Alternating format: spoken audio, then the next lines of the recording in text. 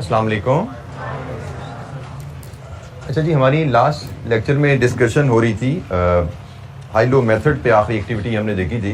तो high low method से related कोई क्वेश्चन, हाई लो मेथड की दो अजम्पशंस, और हमने बात की थी कि हम हाईएस्ट और लोएस्ट एक्टिविटी तभी सिलेक्ट करेंगे जब दोनों अजम्पशंस उन हाईएस्ट और लोएस्ट एक्टिविटी में होल्ड करें। अगर उन दोनों अजम्पशंस में से मतलब variable cost per unit constant ना रहे हाईएस्ट और लोएस्ट एक्टिविटी के दरमियान, या फिक्स्ड कॉस्ट बदल जाए हाईएस्ट और लोएस्ट एक्टिविटी के दरमियान, तो फिर हाईएस्ट और लोएस्ट एक्टिविटी का असूल नहीं लगेगा। फिर हम ऐसी दो एक्टिविटी लेवल्स ढूंढेंगे जिनमें फिक्स्ड कॉस्ट भी कांस्टेंट हो, फिक्स्ड कॉस्ट भी ना बदले उनमें, और वेरिएबल कॉस्ट पर यूनिट भी कांस्टेंट हो। तो इलस्ट्रेशन 3, इलस्ट्रेशन 4 में हमने इस अजम्पशंस जो थी हाई लो मेथड की, उनमें जब वेरिएशन आई तो हमने इसको हाई लो मेथड को थोड़ा सा मॉडिफाई करके अप्लाई किया था।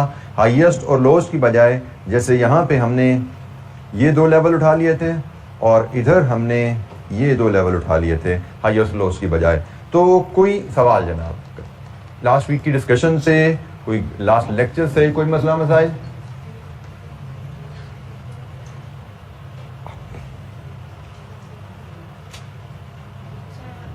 जी बेटा।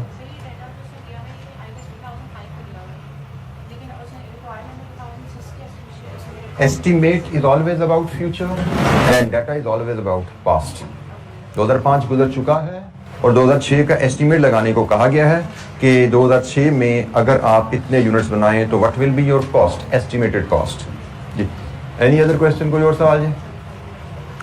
अच्छा जी, अब हम अपनी डिस्कशन को लेके चलते हैं नेक्स्ट चैप्टर की तरफ, और यह है जी हमारा ओवरहेड्स। ओवरहेड्स का चैप्टर हमें, अगर हमने पास्ट पेपर एनालिसिस को देखते हैं, कॉस्ट अकाउंटिंग का ओल्ड सिलेबस या इवन मॉडल पेपर या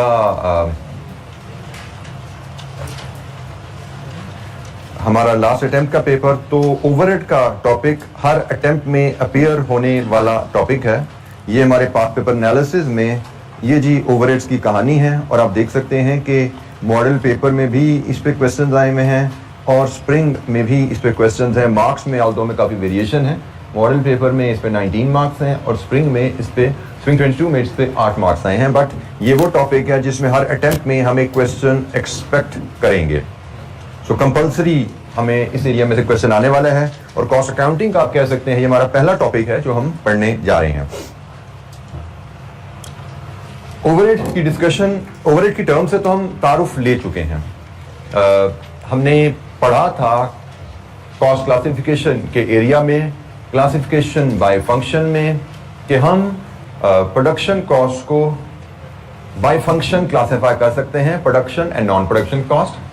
फिर हमने बाय नेचर में पढ़ा था कि हम प्रोडक्शन कॉस्ट को, अब यहाँ पे जरा थोड़ी तवज्जो कीजिएगा, अब हम जब कॉस्ट अकाउंटिंग में आते हैं तो हम सिर्फ प्रोडक्शन कॉस्ट से डील करते हैं, क्योंकि कॉस्ट अकाउंटिंग का मकसद क्या हमने पढ़ा था, how much a product, how much it will cost to make a product. हमने कहा जी बेसिक ऑब्जेक्टिव कॉस्ट अकाउंटिंग में हमने सीखना है वो ये है कि एक प्रोडक्ट बनाने में पड़ती कितने की है। जब हम प्रोडक्ट बनाने की बात कर रहे हैं, बनाने की कॉस्ट की बात कर रहे हैं, तो हम प्रोडक्शन कॉस्ट से डील करने जा रहे हैं, ठीक है। तो कॉस्ट अकाउंटिंग में 99% अब यहां से ऑनवर्ड हमारी डिस्कशन प्रोडक्शन कॉस्ट पे रहने वाली है। तो जब हम प्रोडक्शन कॉस्ट की बात करते हैं और by nature, by function production cost और बाय नेचर बात करने जाएं, तो हमने कहा था प्रोडक्शन कॉस्ट के तो दो हिस्से हैं, एक डायरेक्ट प्रोडक्शन कॉस्ट, एक indirect production cost. Direct production cost को हम प्राइम कॉस्ट भी कहते हैं और इनडायरेक्ट प्रोडक्शन कॉस्ट को हम प्रोडक्शन ओवरहेड्स भी कहते हैं। तो अब यहाँ पे जिन ओवरहेड से हम डील करने जा रहे हैं वो प्रोडक्शन ओवरहेड्स हैं, ठीक है जी। चैप्टर का नाम बेशक ओवरहेड्स है, लेकिन यहाँ पे हमारी डिस्कशन प्रोडक्शन ओवरहेड्स के बारे में होने वाली है। अच्छा जी, cost of a product trading organisation की भी होती है, cost of a product manufacturing organisation की भी होती है। ट्रेडिंग ऑर्गेनाइजेशन जो एक प्रोडक्ट खरीदती है और वो प्रोडक्ट फिर आगे बेच देती है, जैसे मे बी ग्रोसरी शॉप आपका है, वो ट्रेडिंग ऑर्गेनाइजेशन है।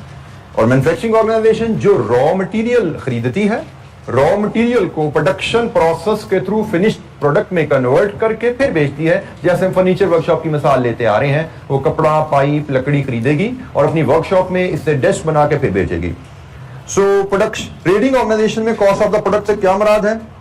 प्राइस पेड टू सप्लायर, अगर आप अपनी प्रोडक्ट इंपोर्ट कर रहे हैं तो इंपोर्ट ड्यूटीज एंड टैक्सेस जो आपने पे की है यहां पे अपने ख्याल रखने हैं, सिर्फ वही ड्यूटीज और टैक्सेस आपकी कॉस्ट का हिस्सा बनते हैं जो रिकवरेबल ना हो। आप जब कोई प्रोडक्ट खरीदते हैं तो बाज़ का उसके खरीदने में आप ऐसी कॉस्ट पे कर पाते हैं जो कि गवर्नमेंट से रिकवरेबल होती है, जैसे सेल्स टैक्स। आप ज्यादातर टैक्सेस का सब्जेक्ट भी पढ़े हैं, कैफ 2 भी आप में से ज्यादातर बच्चे पढ़े होंगे, तो वहां पे आपको सेल्स टैक्स से तारुफ करवाया होगा। तो सेल टैक्स आप जो पे करते हैं वो सेल टैक्स बाज़ का गवर्नमेंट से रिकवरेबल होता है बाज़ का। तो अगर तो सेल टैक्स रिकवरेबल है, कोई ऐसा टैक्स आपने पे किया जो गवर्नमेंट से वसूल हो सकता है, तो वो आपका एसेट है, वो आपकी कॉस्ट नहीं है। कॉस्ट में वो ड्यूटीज और टैक्सेस आती हैं जो रिकवरेबल नहीं होती। ट्रांसपोर्ट कॉस्ट ये भी आपकी मटेरियल की कॉस्ट में, प्रोडक्ट में शामिल होती है। Handling and other cost directly attributable to purchase of goods. हाँ, अगर कोई आपने डिस्काउंट लिए हैं, रिबेट्स मिल हैं, अदर सिमिलर आइटम, उनको आप कॉस्ट ऑफ प्रोडक्ट में से डिडक्ट करते हैं। डिस्काउंट आपको सप्लायर देता है, रिबेट्स भी आपकी कॉस्ट में रिडक्शन ही होती है, लेकिन ये सप्लायर नहीं, ये एट एंड गवर्नमेंट अथॉरिटीज आपको दे रही होती हैं। ये भी एक तरह की आपकी कॉस्ट में रिडक्शन ही है, ये भी आपकी कॉस्ट की रिकवरी है, लेकिन सप्लायर की तरफ से नहीं, गवर्नमेंट अथॉरिटीज की तरफ से होती है, तो ये भी हम डिडक्ट करते हैं। तो हमने कहा जी जो एक ट्रेडिंग ऑर्गेनाइजेशन है, ट्रेडिंग ऑर्गेनाइजेशन प्रोडक्ट बनाती नहीं है, वो प्रोडक्ट खरीद के बेचती है, तो उसके पास भी प्रोडक्ट आती है फॉर सेल।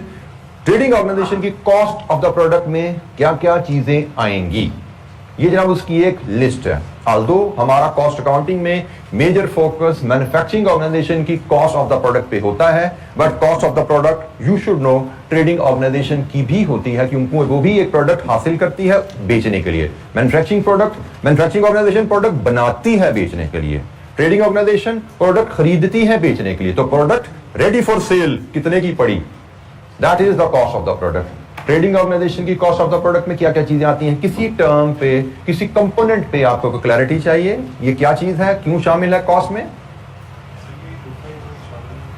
बुक में ये शामिल नहीं है, चलें जी फिर तस्वीर खींच के रख लें अपने पास, पता नहीं क्यों मिस हो गया मुझसे ये।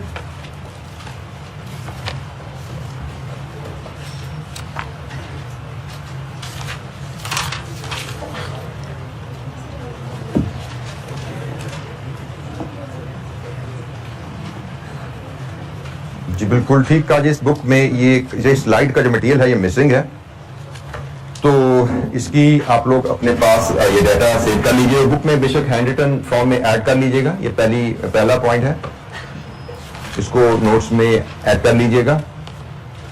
अच्छा जी, हम इसके बाद बात करें cost of product for manufacturing organization. एक मैन्युफैक्चरिंग ऑर्गेनाइजेशन की कॉस्ट ऑफ द प्रोडक्ट में क्या क्या है जनाब। The cost is the cost directly incurred in process of producing a product. मतलब हम इसमें सिर्फ प्रोडक्शन कॉस्ट को शामिल करते हैं। Cost incurred in the process of producing a product, वो प्रोडक्शन कॉस्ट होती है।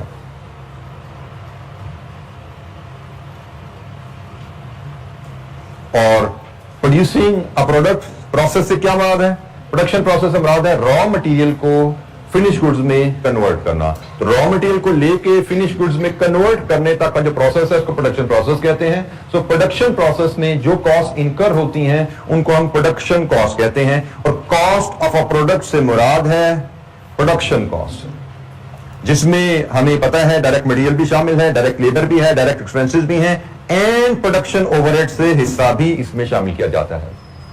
प्रोडक्शन ओवरहेड का हिस्सा कहा जा रहा है क्योंकि प्रोडक्शन ओवरहेड्स की तो पहचान ही ये है कि production overheads per unit measure नहीं किए जा सकते।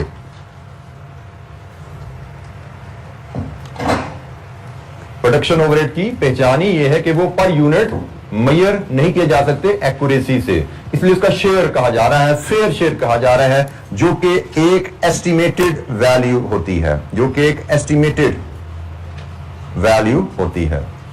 So fair share of production overhead is an estimated value. Direct material that can be measured with accuracy per unit, direct labor that can be measured with accuracy per unit, direct expenses, production cost which can be measured with accuracy, overheads, production cost which cannot be measured with accuracy. तो इसलिए हमने इसका fair share का word use किया, ये estimated cost ली जाती है। तो जनाब मैन्युफैक्चरिंग ऑर्गेनाइजेशन में cost of the product से क्या मुराद है, any question? बेटा फेयर शेयर इसको इसलिए कहा जा रहा है क्योंकि this can not be measured with accuracy, ये हमें अंदाजा लगाना पड़ेगा ओवरहेड्स, क्योंकि direct material, direct labour, direct expenses, direct cost की डेफिनेशन ये है कि वो कॉस्ट जो पर यूनिट विद एक्यूरेसी से मेजर की जा सके वो डायरेक्ट कॉस्ट कहलाती है, और ओवरहेड की डेफिनेशन ये है जो पर यूनिट एक्यूरेसी से मेजर ना की जा सके। तो अगर overhead cost per unit with accuracy measure नहीं की जा सकती और हम पर यूनिट जानना चाहते हैं तो हमें उसका अंदाजा लगाना पड़ेगा, वो एस्टिमेटेड कॉस्ट होती है, इसलिए इसके लिए फेयर शेयर का वर्ड यूज किया है कि अंदाजा जो आपने लगाना है वो इंसाफ पे मबनी होती है। कैसे? यही हमारे इस चैप्टर का स्कोप है। But before we go forward and see कि हम ओवरहेड कॉस्ट पर यूनिट का अंदाजा कैसे लगाते हैं, हमारा चैप्टर ये है जी, हमारा चैप्टर जो हमने इस चैप्टर में सारी डिस्कशन करनी है। लेकिन इससे पहले एक और थोड़ी सी इंट्रोडक्शन है, दो टर्म्स है। अब हम मैन्युफैक्चरिंग ऑर्गेनाइजेशन में कॉस्ट पर यूनिट मेजर करने की बात करेंगे। आपसे कोई पूछे कि जी आप जिस फैक्ट्री में काम करते हैं उस फैक्ट्री में आप ये वर्कशॉप में ये से डेस्क बनाते हैं, इस डेस्क की कॉस्ट पर यूनिट क्या है? इसका जवाब डिपेंड करेगा कि आपकी कंपनी कौन सा कॉस्टिंग सिस्टम फॉलो कर रही है। ये डेस्क कितने का बना, इसकी प्रोडक्शन कॉस्ट क्या है, यह डिपेंड करेगा कि आपकी कंपनी कौन सा कॉस्टिंग सिस्टम फॉलो कर रही है। कॉस्ट अकाउंटिंग में कॉस्ट पर यूनिट कैलकुलेट करने के लिए दो ऑप्शन अवेलेबल हैं। एक, आप मार्जिनल कॉस्टिंग सिस्टम के तहत कॉस्ट पर यूनिट डिटरमिन कर सकते हैं। दूसरा, आप एब्जॉर्प्शन कॉस्टिंग सिस्टम के तहत कॉस्ट पर यूनिट डिटरमिन कर सकते हैं। दोनों सिस्टम के तहत कॉस्ट पर यूनिट फर्क आती है। जैसे हमने शुरू में बात की थी कि कॉस्ट एंड मैनेजमेंट अकाउंटिंग चूंकि इंटरनल यूज के लिए होती है, इसमें फ्लेक्सिबिलिटी होती है। अब ये आपकी कंपनी की पॉलिसी है, वजह क्या है इस पे आगे चल के बात करेंगे। मार्जिन कॉस्टिंग, एब्जॉर्प्शन कॉस्टिंग दोनों को समझेंगे, दोनों के तहत कॉस्ट पर यूनिट कैलकुलेट करना सीखेंगे हम। लेकिन पहली चीज जो यहां पे आप फिर मैं रजिस्टर कराऊं कि कॉस्ट एंड मैनेजमेंट अकाउंटिंग में फ्लेक्सिबिलिटी है, जो मर्जी सिस्टम फॉलो कर लो आप, ये कंपनी की पॉलिसी है। कॉस्ट पर यूनिट, तो अब इनका फर्क पहले देखते हैं, फिर आगे इनकी इंप्लीकेशन देखेंगे। मार्जिनल कॉस्टिंग का असूल है कि cost of a product shall only comprise the variable cost of production. इसमें keyword is variable. Marginal costing system, एक चीज तो मैं पहले क्लियर कर चुका हूं भाई, हम प्रोडक्शन कॉस्ट से डील करने जा रहे हैं। कॉस्ट ऑफ द प्रोडक्ट में सिर्फ प्रोडक्शन कॉस्ट आती है, कॉस्ट ऑफ द प्रोडक्ट में सिर्फ प्रोडक्शन कॉस्ट आती है। नॉन प्रोडक्शन कॉस्ट, ये टेबल, ये डेस्क कितने का बना, इसमें नॉन प्रोडक्शन कॉस्ट, अकाउंटेंट की सैलरी, सेल्स मैनेजर की सैलरी का कोई इसमें असर नहीं आता। प्रोडक्शन कॉस्ट, उसको बनाने पर जो खर्चा आया उसकी बात की जा रही है। अब मार्जिनल कॉस्ट के तहत हम जानना चाहें ये टेबल कितने का बना, तो सिर्फ वेरिएबल प्रोडक्शन कॉस्ट हमने अपनी कैलकुलेशन में शामिल करनी है। अब एक चीज आपको पता होनी चाहिए कि डायरेक्ट कॉस्ट सारी की सारी वेरिएबल होती है। अब ये by function, by nature, by behaviour सब कुछ हमारी बातें बार बार बदल के होंगी। आपको पता होना चाहिए डायरेक्ट कॉस्ट सारी वेरिएबल है। फॉर एग्जांपल लकड़ी is a direct cost, it is variable, her table के लिए नई लकड़ी लगनी है। फॉर एग्जांपल कारपेंटर की salary is a direct cost, it is variable, her desk के लिए नई सैलरी देनी पड़ेगी। फॉर एग्जांपल रॉयल्टी, अगर आप डिजाइन के लिए रॉयल्टी पे कर रहे हो, it is variable, her table के लिए अलग से रॉयल्टी देनी पड़ेगी। डायरेक्ट कॉस्ट है एंड वेरिएबल कॉस्ट है। तो डायरेक्ट कॉस्ट सारी की सारी वेरिएबल होती हैं। इनडायरेक्ट कॉस्ट में फिक्स कॉस्ट भी होती है, वेरिएबल कॉस्ट भी होती है। जैसे फैक्ट्री का rent, it is indirect cost, it is fixed cost. Factory supervisor की salary, it is indirect cost, it is fixed cost. Lubrication oil, it is indirect cost but it is variable, जितनी ज्यादा machine चलेगी उतना ज्यादा oil use होगा। Part of electricity cost, electricity में कुछ fix भी होता है लेकिन major part of electricity bill is variable, जितनी प्रोडक्शन होगी उतनी ज्यादा बिजली इस्तेमाल होगी, लेकिन इनडायरेक्ट है। सो डायरेक्ट प्रोडक्शन कॉस्ट सारी की सारी वेरिएबल होती हैं, लेकिन इनडायरेक्ट प्रोडक्शन कॉस्ट में, इनडायरेक्ट प्रोडक्शन कॉस्ट में फिक्स्ड एंड वेरिएबल दोनों कंपोनेंट होते हैं। तो हमने बात की भाई, हम जब मार्जिनल कॉस्टिंग के तहत प्रोडक्ट कॉस्ट की बात की जा रही है तो इसमें सिर्फ वेरिएबल प्रोडक्शन कॉस्ट शामिल की जाएगी। मतलब रेंट भी प्रोडक्शन कॉस्ट का हिस्सा है, रेंट पर यूनिट को आप कॉस्ट में ऐड नहीं करोगे। फैक्ट्री मैनेजर की सैलरी भी प्रोडक्शन कॉस्ट का हिस्सा है, लेकिन फैक्ट्री मैनेजर की सैलरी को आप प्रोडक्शन कॉस्ट में ऐड नहीं करोगे अगर आप मार्जिनल कॉस्टिंग सिस्टम को फॉलो कर रहे हो। मार्जिनल कॉस्टिंग सिस्टम का मतलब कॉस्ट पर यूनिट आप कैलकुलेट करेंगे, उसमें सिर्फ वेरिएबल प्रोडक्शन कॉस्ट लेते हैं। इसके कंट्रास्ट में जब हम एब्जॉर्प्शन कॉस्टिंग सिस्टम की बात करते हैं तो इस सिस्टम में प्रोडक्ट कॉस्ट में हम share from fix production overhead भी शामिल करते हैं। मतलब इसमें वेरिएबल प्रोडक्शन कॉस्ट भी सारी की सारी आएगी और इसमें फिक्स प्रोडक्शन कॉस्ट का हिस्सा भी आएगा। मतलब इसकी बिल्कुल सिंपल मिसाल लेनी है तो जैसे ये हम इस स्लाइड से समझ जाएंगे बड़ी आसानी से कि marginal cost of a product और absorption cost of the product क्या है। अगर आपने अपनी प्रोडक्ट की कॉस्ट मार्जिनल कॉस्टिंग के तहत लेनी है, डायरेक्ट मटेरियल 100 रुपए का, डायरेक्ट लेबर 50 की, डायरेक्ट एक्सपेंसेस 25 के, वेरिएबल प्रोडक्शन ओवरहेड 5 के, फिक्स्ड ओवरहेड इसमें कोई हिस्सा नहीं लिया जाता। आप बताओगे कि ये डेस्क 180 का बनता है, हमारा इसकी कॉस्ट 180 है। आपसे कहा जाए अच्छा जी एब्जॉर्प्शन सिस्टम के तहत बताओ ये टेस्ट कितने का पड़ता है, आपको जी इसमें direct material, direct labour, direct expenses, variable production overhead and production fixed production overhead, अब फिक्स प्रोडक्शन ओवरहेड भी आप ऐड करके फिर बताओगे कि ये 195 का पड़ता है। तो एक ही प्रोडक्ट है, मार्जिनल कॉस्टिंग के तहत हम कहते हैं ये 180 रुपए की बनी है और एब्जॉर्प्शन कॉस्टिंग के तहत हम कहते हैं ये 195 की बनी है। So cost of a product क्या है, जब तक हम साथ ये सिस्टम की इंफॉर्मेशन अटैच ना करें इंफॉर्मेशन इनकंप्लीट है। तो भाई ये प्रोडक्ट 180 की है, किस सिस्टम के तहत भाई, क्योंकि cost of the product marginal के तहत भी कैलकुलेट की जाती है, एब्जॉर्प्शन के तहत भी कैलकुलेट की जाती है। सो पहली चीज cost of the product mean production cost. ये जैसे आखिरी जुमला लिखा हुआ जो मैं स्किप कर गया, नॉन प्रोडक्शन कॉस्ट कभी भी प्रोडक्ट कॉस्ट का हिस्सा नहीं बनते। ये तो बात लिखी पड़ी है, इस पे तो बात ही नहीं कर रहे। और मैंने कहा कॉस्ट अकाउंटिंग में हम कॉस्ट ऑफ अ प्रोडक्ट की बात करते हैं तो हम सिर्फ प्रोडक्शन कॉस्ट से डील कर रहे होंगे 99.9%। कभी कभी नॉन प्रोडक्शन का जिक्र इस तरह बाय द वे आ जाया करेगा, हमारी डीलिंग प्रोडक्शन कॉस्ट से 99.9% होने वाली है। ठीक है, तो cost of the product calculate करना मतलब production cost of the product calculate करना। दो सिस्टम्स हैं जिनके तहत हम प्रोडक्शन कॉस्ट कैलकुलेट कर सकते हैं, एक मार्जिनल कॉस्टिंग सिस्टम, एक एब्जॉर्प्शन कॉस्टिंग सिस्टम। जी एनी क्वेश्चन, यहां तक कोई सवाल?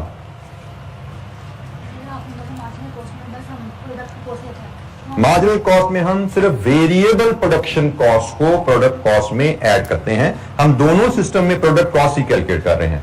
मार्जिनल कॉस्ट में भी प्रोडक्ट कॉस्ट है, एब्जॉर्प्शन कॉस्ट में भी प्रोडक्ट कॉस्ट है। मैं फिर दोबारा बोल रहा हूं, product cost mean production cost, marginal costing में product cost mean only variable production cost, absorption costing में product cost mean variable production cost plus fix production cost. Direct और इनडायरेक्ट इससे थोड़ा सा डिफरेंशिएट करना है, ये नहीं समझ आ रही। फिक्स प्रोडक्शन ओवरहेड्स तो इनडायरेक्ट में जा रहे हैं टेक्निकली, तो वहां पे जाके कोलैप्स हो रहा है। कोलैप्स हो रहा है, बम फट गया भाई, की हो गया, ऐड हो रहे हैं, कोलैप्स नहीं हो रहे, ऐड हो रहे हैं। वर्ड सही यूज किया कर भाई, कोलैप्स हो रहे हैं से तू डरा रहा है, मैं ऐड हो रहे हैं यहाँ पे। बेटा डायरेक्ट कॉस्ट की डेफिनेशन आप बताइए मुझे क्या है, सब चीजें निकाल दीजिए दिमाग, सिर्फ डायरेक्ट कॉस्ट की डेफिनेशन बताइए। डायरेक्ट प्रोडक्शन कॉस्ट की डेफिनेशन, हमने प्रोडक्ट कॉस्ट पर यूनिट जाननी है, इस पे तो जो प्रोडक्ट कॉस्ट पर यूनिट जाननी है। मटेरियल आसानी से मेजर कर सकते हो, लकड़ी कितनी लगी नाप के बता दोगे। लेबर एक वर्कर को कितनी एक डेस्क बनाने की सैलरी थी आसानी से मेजर कर सकते हो। रॉयल्टी कितनी पे की पर यूनिट आसानी से मेजर कर सकते हो। तो जो कॉस्ट आसानी से मेजर हो सकती है इसलिए हम इनको अलग डील कर रहे हैं। लेकिन ये इनडायरेक्ट कॉस्ट है, किराया कितना लगा पर डेस्क, फैक्ट्री मैनेजर की सैलरी पर डेस्क कितनी लगी, लुब्रिकेशन ऑयल पर डेस्क कितना लगा, ये आसानी से मेजर किए जा सकते हैं, ये आसानी से मेजर नहीं किए जा सकते, इसलिए हम इनको अलग डील कर रहे हैं। ये ओवरहेड्स हैं, प्रोडक्शन ओवरहेड्स हैं। तो direct cost per unit measure करना आसान है, उसमें हमारी वर्किंग बड़ी लिमिटेड होगी, कहीं चलते फिरते थोड़ी बहुत बात हो जाए करेगी, क्योंकि ये बहुत आसान चीज है मेजर करके इसकी कॉस्ट डिटरमाइन करना। हम इसको अलग इसलिए रख रहे हैं क्योंकि इस पे हमें काफी काम करना है। पूरा चैप्टर हमारा ओवरहेड्स पे है, ओवरहेड कॉस्ट पर यूनिट कैसे मेजर की जाती है, ये पूरा चैप्टर ही हमारा इस बात पे है। तो इसलिए हमें प्रोडक्शन कॉस्ट में डायरेक्ट और इनडायरेक्ट कॉस्ट को अलग रखना जरूरी है, क्योंकि प्रोडक्शन कॉस्ट में direct cost per unit calculate करना is a simple method, indirect cost per unit measure करना इज अ डिटेल्ड मेथड, जिसके लिए we need to learn certain tools. लकड़ी डेस्क पे कितनी लगी है मुझे आपको सिखाने की जरूरत नहीं है, आपको फीता पकड़ा दूं और आपको कारपेंटर का बिल दे दूं, जैसे लकड़ी जैसे मैंने खरीदी है दुकानदार से, आप बता दोगे मुझे कोई पढ़ाने की जरूरत नहीं है। ना आपको उसके लिए टेबल बनाना आना जरूरी है, ना आपको उसको पार्ट्स काटना आना जरूरी है, सिर्फ आपको कह ये लकड़ी कितने फुट लगी है और कितने रुपए की बनती है। आप जितना आपको नॉलेज बेस आ जाए उसके बेसिस पे आप मुझे लकड़ी की कॉस्ट बता सकते हो, पर डेस्क कितनी लगी है बता सकते हो कि नहीं बता सकते। लेकिन ओवरहेड कॉस्ट पर यूनिट, किराया, बिजली, फैक्ट्री मैनेजर की सैलरी पर यूनिट, उसके लिए आपको कॉस्ट अकाउंटिंग में टूल सीखने पड़ेंगे। तो हम यही बात कर रहे हैं कि प्रोडक्शन कॉस्ट के दो हिस्से होते हैं, कम कर सकते हैं अपनी आसानी के लिए। इस कॉस्ट काउंटिंग के लिए, direct cost and indirect cost. जी, एनी अदर क्वेश्चन?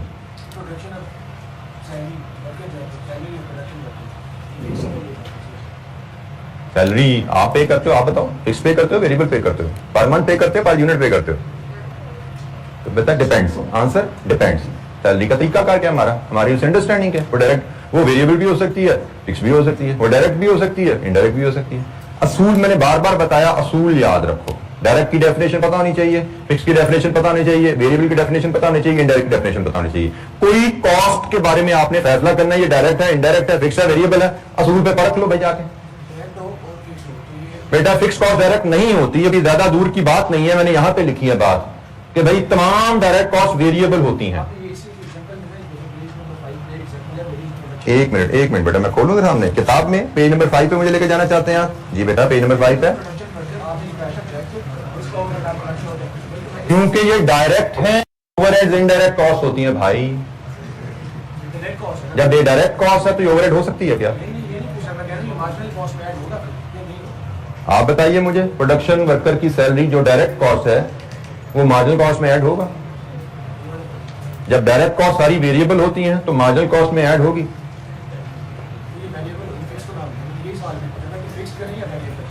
बेटा मैंने आपको जो जवाब दिया कि मैंने कहा तमाम डायरेक्ट कॉस्ट वेरिएबल होती हैं, क्योंकि इसके लिए मैं एक बार फिर आपको तवज्जो दिला दूं, जो मैंने शुरू में बात की थी। अभी हमने पढ़ाई शुरू की है, अभी आपके सामने कितनी ज्यादा चीजें आई जो आहिस्ता आहिस्ता को, कभी इधर की चीज उधर के टांके जुड़ जाते हैं और आपकी बिजली स्पार्क कर जाती है, कभी इधर से उधर जाके जुड़ जाती है, फिर स्पार्क हो जाता है।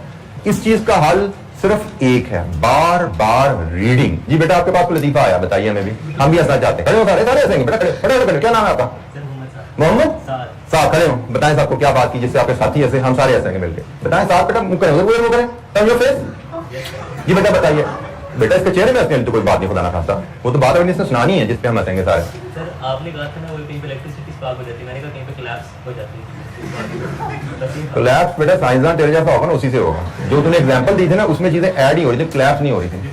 ठीक है, बैठ जाओ, चलो थैंक यू। जी जनाब, एनी क्वेश्चन, कोई सवाल? कोई सवाल यहाँ पे? तो ये मैंने आपको बात बताई क्योंकि हमने डायरेक्ट इनडायरेक्ट एक ही कॉस्ट को, मैंने आपको पहले भी बोला, ये लकड़ी है जो इस डेस्क में बनी, इसको बाय एलिमेंट मैं इसको मटेरियल कह रहा हूं। इसी लकड़ी को जो इस डेस्क में इस्तेमाल हुई, बाय फंक्शन मैं इसको प्रोडक्शन कॉस्ट कह रहा हूं। यही लकड़ी जो इस डेस्क में इस्तेमाल हुई, बाय नेचर ये मैं इसको डायरेक्ट कॉस्ट कह रहा हूं। यही लकड़ी जो इस डेस्क में इस्तेमाल हुई, इसको बाय बिहेवियर मैं वेरिएबल कॉस्ट कह रहा हूं। एक ही कॉस्ट को आप 4 तरीकों से क्लासिफाई कर सकते हैं। ऐसा नहीं कि डायरेक्ट होगी वो फिक्स या वेरिएबल नहीं हो सकती। एक ही कॉस्ट 4 तरीकों से क्लासिफाई हो सकती है। वर्कर की सैलरी, जो कारपेंटर की सैलरी डेस्क बना रहे हैं, by element it is labour, by function it is production cost, by nature it is direct, by behaviour it is also variable. और इन द एंड जब हम ये सारी डिस्कशन कंप्लीट कर चुके थे तो मैंने पहले जुमला बोला नहीं बोला, लेकिन मैंने अभी बोला कि भाई तमाम डायरेक्ट कॉस्ट वेरिएबल ही होती हैं। हाँ, इनडायरेक्ट कॉस्ट में वेरिएबल कंपोनेंट भी होता है, फिक्स कंपोनेंट भी होता है। मैंने आपको मिसाल दी डायरेक्ट कॉस्ट की, लकड़ी है, कारपेंटर की सैलरी है, पर डेस्क पे कर रहे हो, रॉयल्टी है, ये डायरेक्ट कॉस्ट की मिसालें थी। और इनडायरेक्ट कॉस्ट की मैंने मिसालें दी आपको, फैक्ट्री का रेंट है, ये फिक्स्ड है, लुब्रिकेशन ऑयल है, ये वेरिएबल है, बिजली है, इसका मेजर कंपोनेंट वेरिएबल कॉस्ट होता है। ये इनडायरेक्ट प्रोडक्शन कॉस्ट की मिसालें हैं। और फिर हम प्रोडक्ट कॉस्ट में दोबारा आते हैं। एक प्रोडक्ट की कॉस्ट क्या है, मतलब प्रोडक्शन कॉस्ट क्या है, तो जनाब सिस्टम क्या है जिसके तहत हमें ये बतानी है। मार्जिनल कॉस्टिंग के तहत प्रोडक्ट कॉस्ट कैसे डिटरमिन करेंगे, उसमें क्या क्या कंपोनेंट आएंगे, एब्जॉर्प्शन कॉस्टिंग के तहत क्या क्या कंपोनेंट हमें इसमें यूज करने हैं। हमें प्रोडक्ट कॉस्ट की जरूरत क्यों पेश आती है, इस पे कुछ बात तो हम शुरू में कर चुके थे कि हमें एक प्रोडक्ट बेचनी है, उसकी प्राइस सेट करनी है। प्राइस क्या रखें, एक बड़ी अहम इंफॉर्मेशन उसके लिए जो हमें चाहिए होती है वो प्रोडक्ट की कॉस्ट क्या है। कॉस्ट पता होगा, प्रॉफिट ऐड करेंगे तो प्राइस आएगी ना। तो हमें कॉस्ट पर यूनिट मेजर करना जरूरी होता है प्रोडक्ट की प्राइस सेट करने के लिए। This is one reason why we need cost. There are many other reason, लेकिन उसमें से एक रीजन और अगर मैं आपसे शेयर करूं कॉस्ट पर यूनिट जानने के लिए, अगर आप फाइनेंशियल अकाउंटिंग में भी आपकी थोड़ी डिस्कशन अब तक हो चुकी होगी, आप लोग प्रॉफिट लॉस और फाइनेंशियल स्टेटमेंट्स के फॉर्मेट से आपको बैलेंस शीट के फॉर्मेट से तारुफ करवा दिया गया आपको? यस और नो? नो वाले कितने हैं? कुछ बच्चे नो वाले हैं। तो ये क्या अकाउंटिंग पढ़ नहीं रहे या इनका पढ़ाया? अभी ये तरह पीछे है थोड़ा। जी बेटा बेसिक्स कर रहे हैं। अच्छा, तो बहरहाल हमें कॉस्ट, जब मैं बात करता हूं कॉस्ट पर यूनिट की, एक मैंने वजह बताई आपको कॉस्ट पर यूनिट क्यों चाहिए, क्योंकि आप प्राइस सेट करना चाहते हैं। दूसरा, आपको कॉस्ट पर यूनिट की इसलिए जरूरत होती है कि जब आप साल के एंड पे बैलेंस शीट या स्टेटमेंट ऑफ फाइनेंशियल पोजीशन बना रहे होते हैं, हर साल के एंड पे अक्सर लिमिटेड कंपनी के लिए तो मैंडेटरी है, लेकिन जो लिमिटेड कंपनीज नहीं होती वो भी साल के एंड पे अपनी फाइनेंशियल स्टेटमेंट बनाना चाहते हैं, जिसमें हिसाब रखा जाता है कि हमारे एसेट्स और लायबिलिटीज कितनी है। तो साल के एंड पे आपके पास जो स्टॉक इन हैंड पड़ा होता है, आपने डेस्क बनाए बेचे नहीं अभी तक, वो आपका एसेट है। तो आपका स्टॉक से आपका 500 डेस्क अभी पड़े हुए हैं आपकी फैक्ट्री में जो आपने बेचे नहीं, तो उनको आपने अपनी बैलेंस शीट में या स्टेटमेंट ऑफ फाइनेंशियल पोजीशन में क्लोजिंग स्टॉक के तौर पे दिखाना होता है। यूनिट्स को आपने मेजर कर लिए, काउंट कर लिए कितने हैं, उनकी कॉस्ट पर यूनिट चाहिए आपको, तभी उनकी वैल्यू अपनी बैलेंस शीट में दिखा पाते हैं। सो कॉस्ट पर यूनिट आपको कॉस्ट एंड मैनेजमेंट अकाउंटिंग में भी चाहिए ताकि आप प्रोडक्ट की प्राइस सेट कर सके, और कॉस्ट पर यूनिट आपको फाइनेंशियल अकाउंटिंग में भी चाहिए ताकि आप साल के एंड पे अपने स्टॉक की वैल्यू डिटरमिन कर सके कि भाई 500 डेस्क जो मेरे पास फैक्ट्री में पड़े हुए हैं वो कितने रुपए के बनते हैं। सो फॉर एग्जांपल इस केस में हम कहेंगे 500 डेस्क पड़े हुए हैं, तो वो हमारे 500 इंटू 195 कितने रुपए के बने?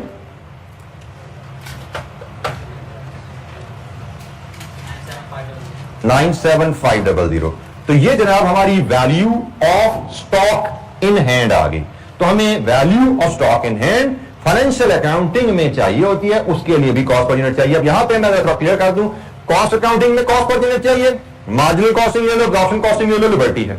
लेकिन जब हम फाइनेंशियल अकाउंटिंग की बात करते हैं तो उधर हमें गाइडलाइन अवेलेबल है, क्योंकि हमने बात क्या की थी, फाइनेंशियल अकाउंटिंग में स्टैंडर्ड फॉर्मेट्स होते हैं, जो मर्जी करते फिर ऑप्शन नहीं होती। वहां पे अकाउंटिंग स्टैंडर्ड्स होते हैं जो हमें बताते हैं कि आपने किस तरीके से प्रॉफिट एंड लॉस बनाना है, किस तरीके से आपने बैलेंस शीट बनानी है, किस तरह आपने value of the product calculate करनी है। तो फाइनेंशियल अकाउंटिंग हमें कहती है कि आपने एब्जॉर्प्शन कॉस्टिंग के तहत कॉस्ट पर यूनिट मेजर करके इन्वेंट्री की वैल्यू, स्टॉक की वैल्यू कैलकुलेट करनी है। 500 यूनिट्स कितने रुपए के बनते हैं, या आपने एब्जॉर्प्शन कॉस्टिंग के तहत कैलकुलेट करके फिर बैलेंस शीट में दिखाने हैं value of stock in hand.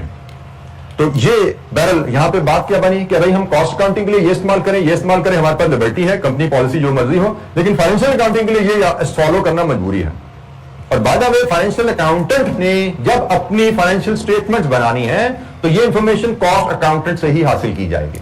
Normally organisation में कॉस्ट अकाउंटिंग और फाइनेंशियल अकाउंटिंग फंक्शंस फर्क होते हैं। कॉस्ट अकाउंटिंग का इंचार्ज, उसकी टीम फर्क हो सकती है, फाइनेंशियल अकाउंटिंग का इंचार्ज, फाइनेंशियल अकाउंटिंग की टीम फर्क हो सकती है। ओवरऑल में भी डायरेक्टर अकाउंट्स या डायरेक्टर फाइनेंस होगा जो दोनों डिपार्टमेंट को सुपरवाइज कर रहा होगा, लेकिन निचले लेवल पे दोनों फंक्शंस के इंचार्जेस फर्क हो सकते हैं। तो फाइनेंशियल अकाउंटिंग के इंचार्ज ने जब भी पीरियड एंड पे, साल के खत्म होने पे फाइनेंशियल स्टेटमेंट बनानी हुआ करेंगी, वो कॉस्ट अकाउंटिंग के इंचार्ज से ये इंफॉर्मेशन लिया करेगा। कॉस्ट अकाउंटिंग का इंचार्ज हो सकता है कंपनी पॉलिसी के तहत अपनी रिपोर्ट्स में ये इंफॉर्मेशन यूज कर रहा हो, लेकिन फाइनेंशियल अकाउंटिंग को उसके लिए ये इंफॉर्मेशन बनानी पड़ेगी, क्योंकि फाइनेंशियल अकाउंटिंग के पास ऑप्शन नहीं है, वो एब्जॉर्प्शन कॉस्टिंग के तहत ही चलती है। बट एनीवेज ये इंफॉर्मेशन आप कह सकते हैं एक एडिशनल इंफॉर्मेशन थी, इसका हमारी कॉस्ट अकाउंटिंग से ताल्लुक नहीं है। कॉस्ट अकाउंटिंग में हमने सीखना है कॉस्ट पर यूनिट कैसे मेजर करते हैं, एब्जॉर्प्शन कॉस्टिंग के तहत कॉस्ट पर यूनिट कैसे मेजर करते हैं, मार्जिनल कॉस्टिंग के तहत। हमने दोनों का मतलब समझ लिया, इनके कंपोनेंट समझ लिए हैं, अब हाउ टू कैलकुलेट दैट उस पर मैं बात करनी है। जी कोई सवाल यहां तक? कॉस्ट ऑफ अ प्रोडक्ट से क्या मुराद है? Cost of the product under marginal costing, cost of the product under absorption costing, इससे क्या मुराद है? कोई सवाल? अच्छा जी, जैसे मैंने आपको बताया कि हमारा इस चैप्टर का जो स्कोप है वो सारा यहां पे है जी। Direct cost per unit measure करना वो हमारे इस चैप्टर के स्कोप में नहीं है, क्योंकि हमने कहा कि ये तो बड़ी सिंपल चीज है, लकड़ी पर डेस्क कितनी आ रही है, आसान है। चैलेंज आता है जो ओवरहेड्स हैं उनको एस्टिमेट करना, क्योंकि ओवरहेड हमें एस्टिमेट करने पड़ेंगे, हम एक्यूरेटली मेजर नहीं कर सकते। जो चीज एक्यूरेटली मेजर कर सकते हैं वो तो डायरेक्ट कॉस्ट है, तो ओवरहेड तो है ही वो जो हम एक्यूरेटली मेजर नहीं कर सकते, तो हमें फिर इनको एस्टिमेट करना पड़ता है। तो एस्टिमेटेड कॉस्ट पर यूनिट क्या है?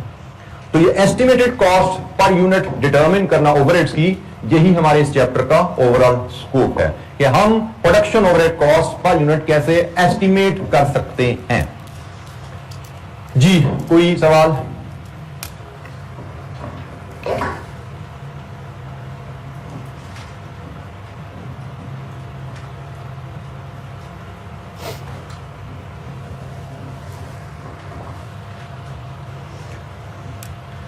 अच्छा जी, अब हम आते हैं जी एब्जॉर्प्शन प्रोसेस की तरफ। एक टर्म है एब्जॉर्प्शन प्रोसेस। एब्जॉर्प्शन प्रोसेस क्या है? It is a process using which production overheads, वो वेरिएबल है या फिक्स्ड है, are recovered by absorbing them into cost of the product. ये तो थोड़ी सी टेक्निकल सी डेफिनेशन आ गई, रिकवर का वर्ड बीच में डाल दिया उसने, एकेडमिक डेफिनेशन है, लेकिन असल में मैं बिल्कुल अपनी जो हम जितना को नॉलेज है उसके साथ समझाऊं तो मैंने भी क्या बोला, हमने overhead cost per unit estimate करना सीखना है। This is absorption process. हम जिस प्रोसेस की मदद से overhead cost per unit estimate करेंगे, जिस मेथड को, जिन स्टेप्स को फॉलो करके हम overhead cost per unit estimate करेंगे, वो मेथड, वो प्रोसेस एब्जॉर्प्शन प्रोसेस कहलाता है।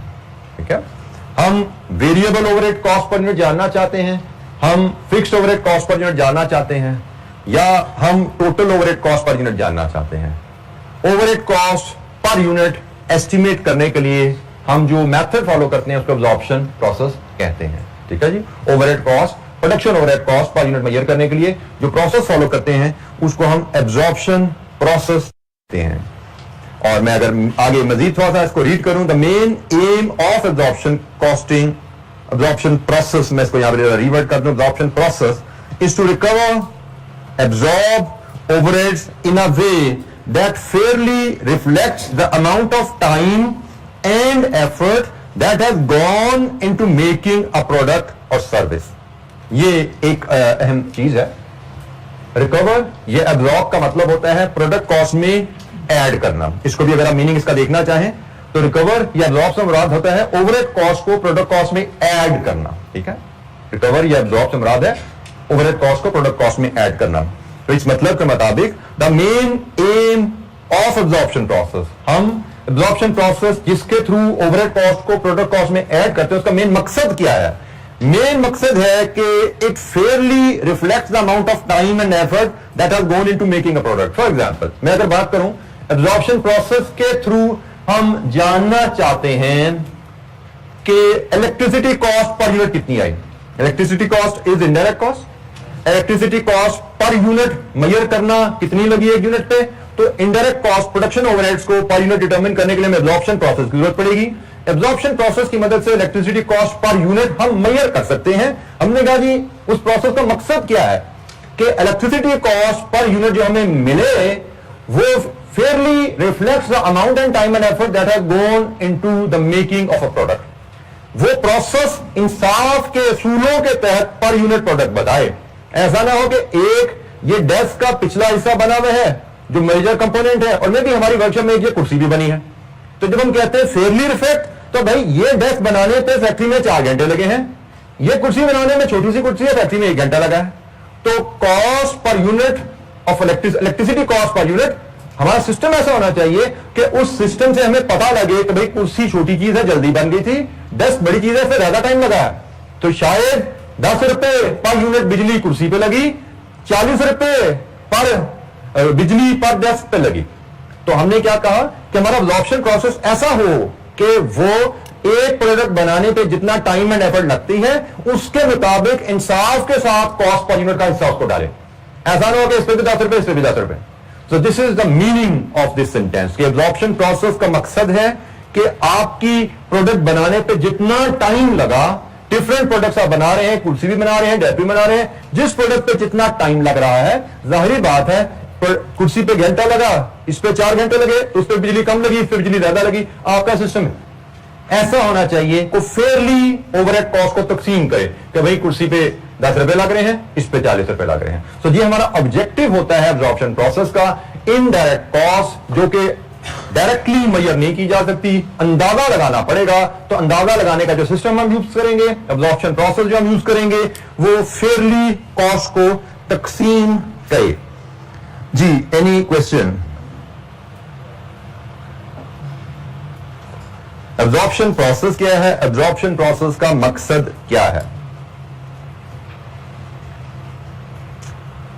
सिंपल अल्फाज में अगर हम बात करें तो absorption overhead cost per unit determine करने का एक बड़ा सिंपल तरीका ये इस एग्जांपल से हम देख सकते हैं. Suppose company Z has estimated that next year its production overhead will be 2.5 million and production will be 40,000 units. Assuming company एक ही प्रोडक्ट अगर बनाती है, कंपनी ने अंदाजा लगाया अगले साल हमारा किराया, फैक्ट्री मैनेजर की सैलरी, हमारे बिजली के बिल, इन तमाम ओवरहेड्स, प्रोडक्शन ओवरहेड्स का टोटल 25 लाख है और अगले साल हम टोटल 40,000 यूनिट्स बनाएंगे. So overhead cost per unit determine करने के लिए हम ये बेसिक फार्मूला यूज कर सकते हैं, production overheads divided with production. यहां पे बजटेड का वर्ड यूज किया जा रहा है. बजटेड का मतलब होता है एस्टिमेट्स, ठीक है. बजटेड का मतलब होता है एस्टिमेट. आपने अंदाजा लगाना होता है हमने अगले साल कितने यूनिट्स बनाने हैं. आपने अंदाजा लगाना होता है अगले साल ये यूनिट बनाने में हमारे ओवरहेड्स की मद में कितना खर्चा आएगा. इस बेसिक फार्मूले की मदद से हम ओवरहेड कॉस्ट पर यूनिट का अंदाजा लगा सकते हैं. ये ओवरहेड OAR जो एब्रीविएट किया जा रहा है, इसकी कंप्लीट जो टर्म है that is overhead absorption rate. Overhead absorption rate, इसको हम OAR से एब्रीविएट करते हैं. सो ओवरहेड एब्जॉर्प्शन रेट या ओवरहेड कॉस्ट पर यूनिट एक ही बात है. Overhead absorption rate per unit या ओवरहेड कॉस्ट पर यूनिट एक ही बात है. तो overhead cost per unit determine करने का एक बेसिक फार्मूला जो मैंने आपसे शेयर किया.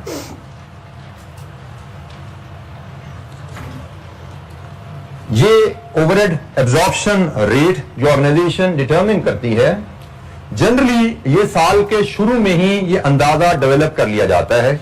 इसकी रैशनल, इसकी लॉजिक क्या है वो हम इस स्लाइड के थ्रू देखते हैं. हम साल के शुरू में देखो, अगर हम साल के एंड पे पहुंच गए हैं तो फिर हमें अंदाजन खर्चे की जरूरत नहीं है ना. साल के एंड पे तो एक्चुअल खर्चा मिल जाता है हमें. साल के एंड पे हमें अंदाजन कितने यूनिट्स बनाए उसकी जरूरत नहीं, हमें एक्चुअल यूनिट्स पता होते हैं. लेकिन हमने कहा इस फार्मूला में कि हम एस्टिमेटेड खर्चा और एस्टिमेटेड प्रोडक्शन यूज करते हैं, तो यकीनन ये इंफॉर्मेशन हमें साल के शुरू में यूज करनी पड़ती है, क्योंकि एस्टिमेट तो वक्त गुजरने से पहले बनाए जाते हैं. वक्त गुजर गया फिर तो एक्चुअल इंफॉर्मेशन आ जाती है. अब हम आते हैं कि हमें ये एस्टिमेटेड इंफॉर्मेशन क्यों यूज करनी पड़ती है. हमें कॉस्ट की इंफॉर्मेशन की जरूरत क्यों पड़ी. हमने कहा जी प्राइसिंग डिसीजन के लिए हमने अपनी प्रोडक्ट की प्राइस सेट करनी है. तो प्राइस आप प्रोडक्ट की साल के शुरू में रखते हो या साल के एंड में फिक्स करते हो.